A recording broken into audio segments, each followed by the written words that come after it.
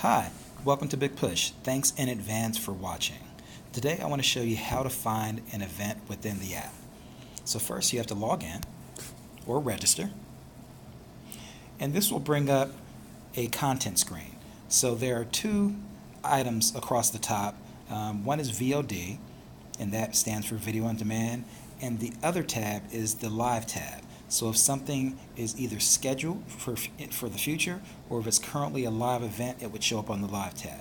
So let's switch back over to VOD. All right, across the bottom you have public events, and those are events that you haven't subscribed to, just people have made them public. There are My Clubs, and a club in this app is equivalent to either a gym, a training session, or leagues and tournaments. So to give you some examples of those, some gyms that are popular here are Hoop Group, Boo Williams, Sportica, and Stack Sports. So if you search for any of those, you'll see all the events that happened that we recorded at those places. There are also some training sessions that we've done at See the Rim and also with Nothing But Skills with Tiny Green. There's also leagues and tournaments that we've done in the past, things like No Boys Allowed, Nike EYBL, the AAU Championships, as well as a lot of local tournaments around the New Jersey area. All right, so last but not least, My Area. And there are three options across the top. There's My Clips, Favorites, and My Clubs. Today we're just going to focus on My Clubs. The other two we'll save for another time. So if I click on My Clubs, what you'll see here are all the clubs that you have joined, right? So my list is very long, right? But if I don't see, one of the ones I'm interested in, one of the gyms, one of the training sessions, one of the leagues or tournaments, I can do a search. And when you click search, it defaults to searching for your live events. But you can actually search live events, you can search video on demand events, and you can search for clubs. So in this case, I want to search for Boo Williams. So I just start typing Boo, and things start popping up, right? It shows you the clubs that you already have access to, and it allows you to leave those clubs, or it asks you to join these clubs. So if I click on join, right, you saw pending pop up there for a second. In some cases, depending on the actual club, you might have to be approved. In some cases, you'll be automatically approved. So if it says pending, just please be patient and you will be granted access as soon as possible. All right, so I'm going to get back there and exit now that I have access. And now that I have access to this club, I can go to VOD and I can see all the past events that went on within that club.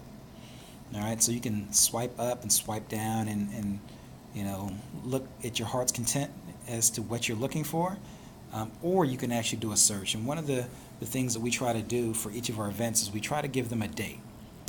So if I know I was at an event on 9/16, if you click on 9/16, you can see there are quite a number of events that happened on 9/16.